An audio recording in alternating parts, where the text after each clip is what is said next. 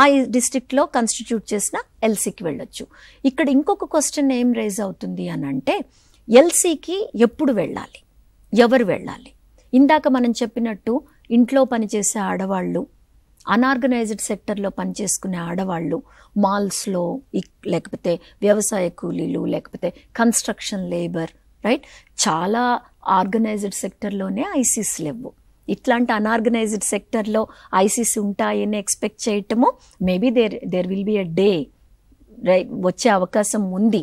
ఎందుకంటే with the force and commitment that government of India and the state governments are enforcing this law, tomorrow we may definitely get a kind of atmosphere wherein మనకు compulsory అన్ని ఈ యాక్ట్ని చాలా పగడ్బందీగా ఐసీలు ప్రతి చోట ఉండే అవకాశం ఉంది.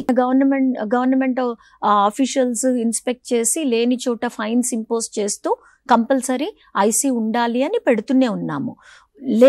ఒకవేళ లేకపోతే ఎల్సీలు ఉన్నాయి ప్రతి చోట, ఎల్సీలలో ఇచ్చుకోవచ్చు.